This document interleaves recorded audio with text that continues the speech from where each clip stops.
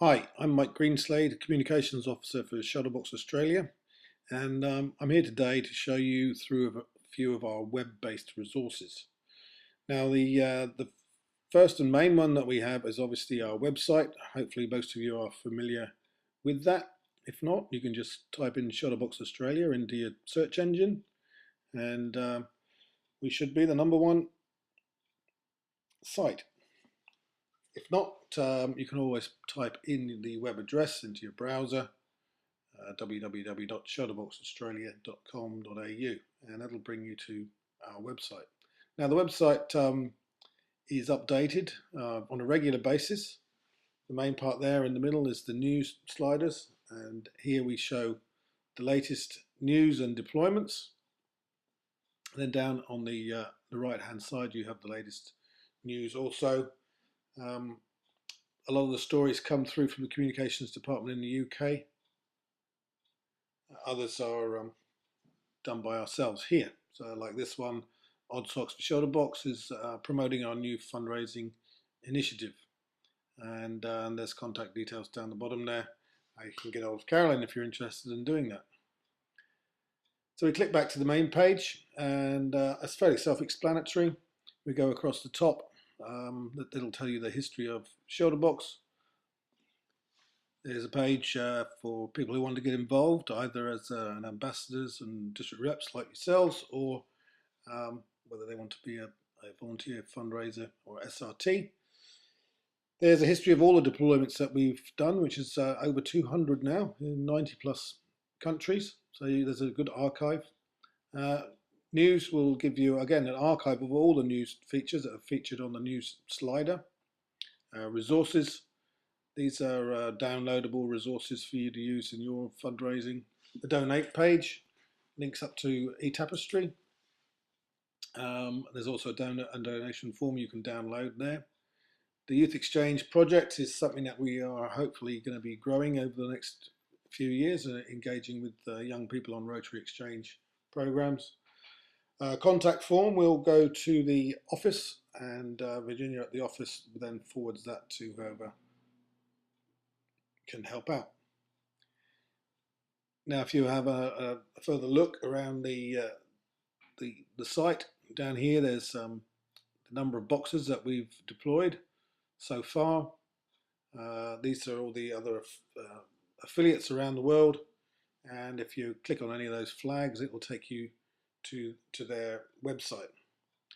So here we are going to have a look at our cousins across the ditch at ShelterBox New Zealand, and when we get there, you'll see a very familiar looking site. Now we do have control over the content, but obviously most of the news is the same. The main difference is the local content, and that's something that we are hopefully going to be working on a bit more with stories of people's fundraising, etc. So we go back to ShelterBox Australia, and if here we look up to the top right hand side, you'll see a few links to some other web resources. So first, let's have a look at the Facebook page. So here we are on Facebook. I don't know how many of you use it, but if you do, I certainly hope you've liked our page. Normally the like button will come up just over here. Obviously I've already liked it, and therefore it doesn't come up. If you like our page, what happens is all the posts that I put on Facebook will then feed into your wall. So every time you look at Facebook, you might get an update of what's happening with ShelterBox Australia. Now, one of the best things about Facebook for organisations like ourselves is sharing information. Now, there's two main ways of doing this. One is to like a post by clicking the like button down there.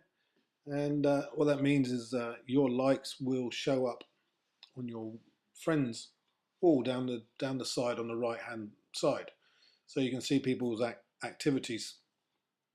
But a much better way is to click the share button. Sharing a post will replicate that post onto your wall, and therefore it is shared with your friends. Now, as you can see, like we've got just over 500 people have liked our page, and the average um, person has about 200 friends. So if you do the maths, if everybody who liked our page shared one of our posts, we'd be reaching over 1 million people. That's quite incredible. It's also a very cheap and effective way of getting our message across. So please think about sharing our posts. I don't expect you to share all of them, but especially when you have a large appeal on, think about sharing it with your friends and helping and boosting our exposure through the ever popular Facebook. Right, let's go back to the website now and have a look at the next link, which is to YouTube. Now, the communications department in the UK regularly posts and puts together videos from deployments and fundraising over there. So here you've got an archive of videos that you can use in presentation. You can share them again with your friends quite easily. I've downloaded several of these videos, and they're available on the Dropbox. If there's anything there in particular that you want and you can't download it yourself, just let me know, and I'll download and convert it for you. So these are some very good videos here, and again, very easy to share with your friends. Back to the website, and on to the next one is Flickr. I don't know if many people are aware of Flickr, but it's a photo sharing website.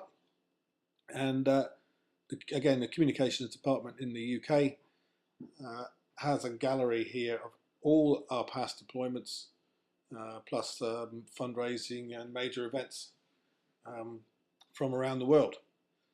Now, all of these are available to view and also to download. So if you need photographs for or images for presentations, you just click on the deployment, go to the image that you want, and click on that.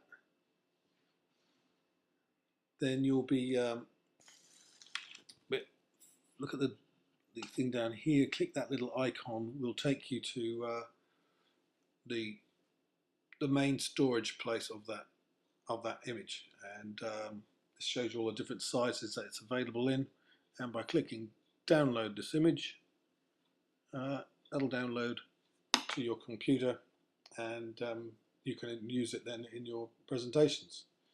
Again, if you're not au fait with this and you need images for presentations, you can always contact me and I'll do it for you. Okay, back to the main home page. And the other major tool that we use online is the blog. Now, a blog is literally a web log, and it's a bit like an online diary. Now, with the blog, I post up all the major news stories coming through from ShelterBox International, along with local content of fundraising events, both up and coming and past. So this is where I use the material that you send to me, and this goes out to all our subscribers. Now, basically what it means is if you subscribe to the blog, then these news stories will arrive in your inbox first thing in the morning, and you don't have to go looking for information. To subscribe, you just fill in a little form up here on the right hand side. Unfortunately, because I'm already subscribed, the box is not there, but you just enter your email address. You'll get sent a confirmation email, and it'll be sent directly to you. Now, if you look down the right hand side, you'll see there's an archive of all the different blog posts. Again, you can go back and click on that and see a bit of the history. Just follow those links and it'll take you to the full story. Now, again, with like most online media, then it's all about being interactive and sharing with your friends. So down the bottom of each post, you'll find opportunities to share this with your other contacts. If you're a blogger yourself, you can click on that WordPress icon. That will reblog this onto your blog. Twitter users can share it. That'll send out a tweet to all your followers with a link back to the page. Facebook again shares it onto your page. Pinterest is a new sort of web sharing platform that shares pages of similar interest with people who like the same things. And there's plenty more here. Google Plus is becoming increasingly popular. Tumblr is another image sharing platform. LinkedIn is like a Facebook for business. And StumbleUpon is another sort of sharing platform. So people who like the same things can find good content. So that's the blog. Hopefully you'll sign up for it. Again, like I said, I don't expect everybody to read every post, but it does mean that no one's really got an excuse not to know what's going on and keeping up to date with what we're doing. Last but not least, we've got the Dropbox. Now, all of you should have received an invitation to join this. I know not everybody has, so if you need another invitation, just ask and I'll send it to you. Basically, the Dropbox is a folder that installs onto your computer and allows me to share resources with you. So everything I put in the folder automatically gets loaded onto your computer. So if we look inside the ambassador resources, we've got a list of all the club ambassadors, and then a district reps and ambassadors database.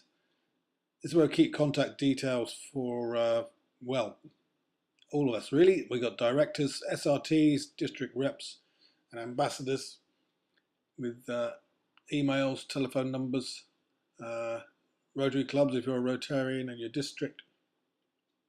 And over in the left-hand column, then I've put in a little code to show what resources people have. So DB stands for demo box, B means you've got a brochure, F means you're following us on Facebook, PU is pull up. It's all fairly self-explanatory, but it just is handy to show people what resources are where should you need to help somebody out who's looking for a guest speaker. It helps me keep a track of who's got what.